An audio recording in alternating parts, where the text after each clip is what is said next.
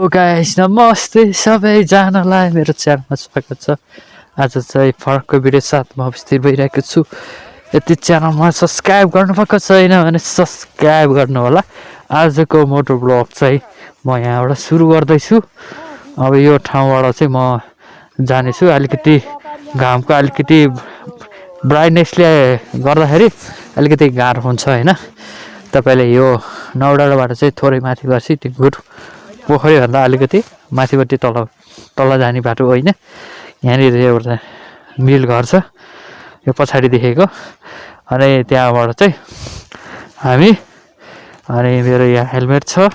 हेलमेटमा यहाँ एउटा त्यो सेटअपको बक्स चाहिँ मैले रेडी बनाएर राखेको छु। अनि अब त्यहाँ मोटर जोडेर अनि सबै कुरा खानेकुरा खानासाना खाएर अनि त्यसपछि यहाँबाट चाहिँ सुरु हुन्छ मेरो मोटो ब्लगको स्टार्ट। तपाईले हेर्नु होला है त। यो चाहिँ मोटर छ। मोटर चाहिँ त्यो खोलेर त्यतिकै राखेको थियो।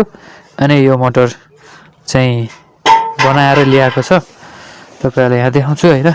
यो बनाएको मोटर हो। यो यसको चाहिँ यो डिस्कको चाहिँ मोटर जलेर त्यतिकै लाइन त्यतिकै राखेछ। अनि हामीले चाहिँ यो स्टार्टर हेरेर चेक गरेर हेर्दाखेरि मोटर जलेको रहेछ। त्यो भएर चाहिँ यो मेसिनमा चाहिँ छोरालाई गाली गरेका के काकाले अनि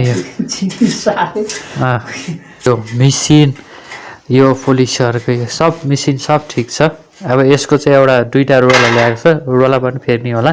रोला पनि हेर्नु पर्ने हुन्छ। अब यसको ठिक छ सबै कुरा। अब त्यसपछि यसको सुरुमा चाहिँ मोटर फिट गरेर त्यसपछि अनि बल्ल हामी चाहिँ यो ठाउँबाट हिँड्नु पर्छ। Hello guys, welcome back. नयाँ मोटो ब्लगमा स्वागत छ। यहाँ बुढालाई वेट गर्नुपर्ने अवस्था हुन्छ। अब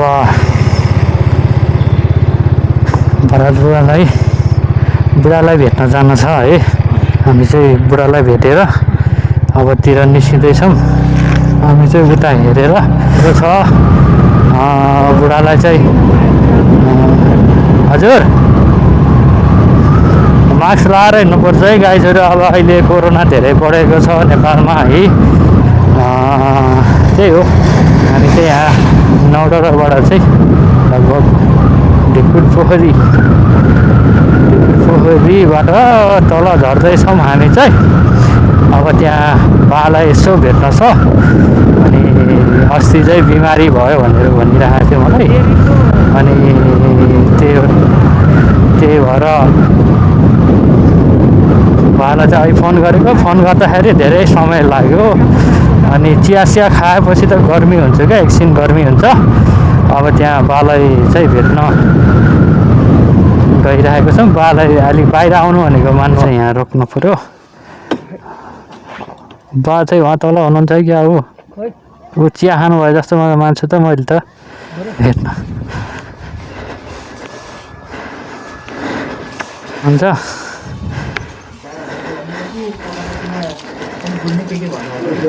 बुवा नमस्कार। ल बस्नु पर्यो। हजुर ए बुवा आउँदैछ। के भयो त नि बिहारी बालाई?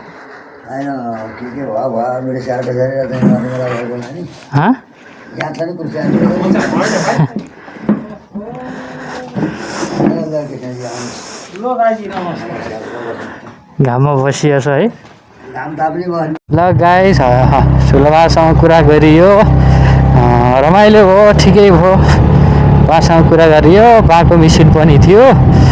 अनि बाको मिसिन अब भत्काउने जस्तो कुरो भइरहेछ।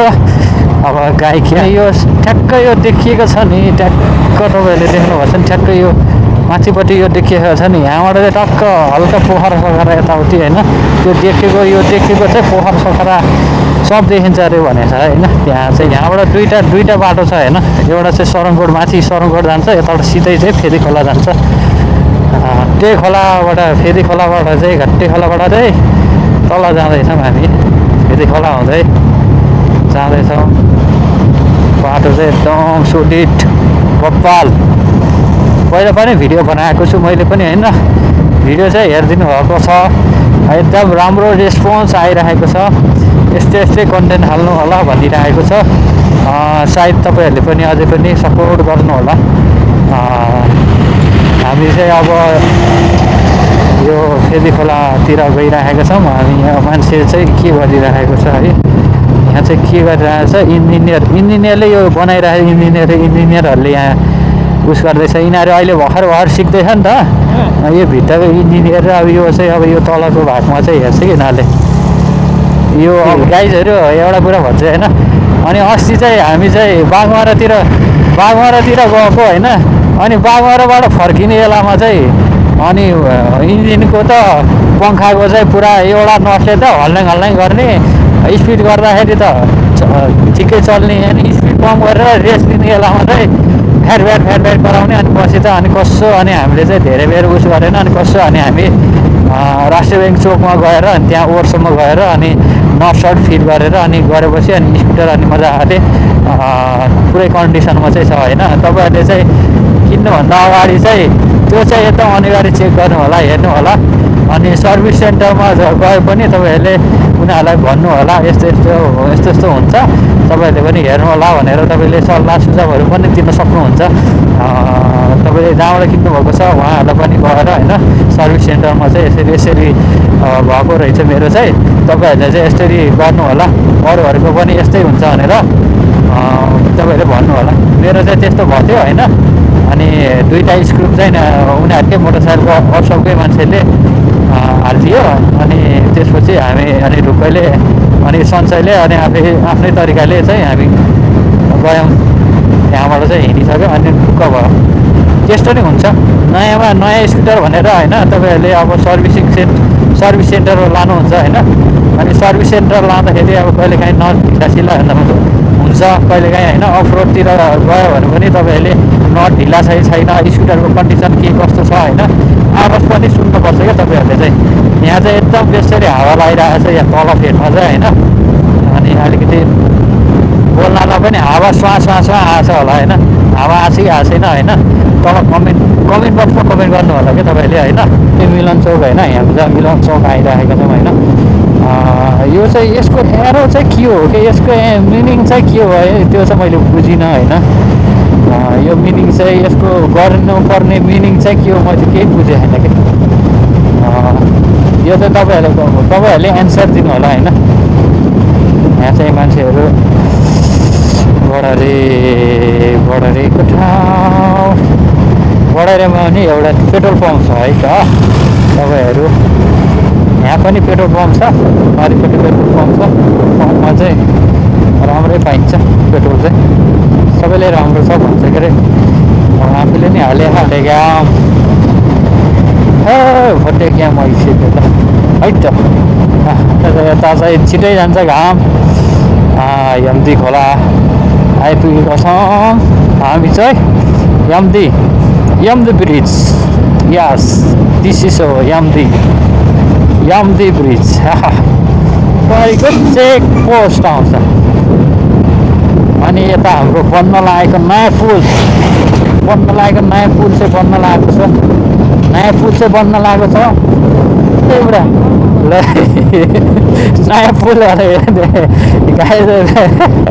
भिडियो बनाउँदा खतरा सेल्टी खोलातिर चाहिँ होला जस्तो ढक्क गराएको साँच्चो गयो मेरो चाहिँ साँच्चै गयो है केटा हो यो जलबारीको चेक पोस्ट होइन यो चेकिङ पोइन्ट हुन्छ होइन चेक पोस्ट हुन्छ होइन हामीले चाहिँ आफ्नो डेस्टिनेसनमा आइपुग्यौँ होइन हामी चाहिँ चेक पोस्टमा आएपछि आफ्नो घरमा चाहिँ फर्केको थियौँ अनि म चाहिँ अलिकति समयमा अलिकति गाह्रो भएको कारणले गर्दाखेरि ब्लग चाहिँ मैले यसमै इन्ड गर्नु पऱ्यो भिडियो चाहिँ कस्तो लाग्छ तल कमेन्ट बक्समा कमेन्ट गर्नु होला यदि नयाँ हुनुहुन्छ च्यानलमा सब्सक्राइब गरेर बेल आइकन दबाइदिएर जय नेपाल।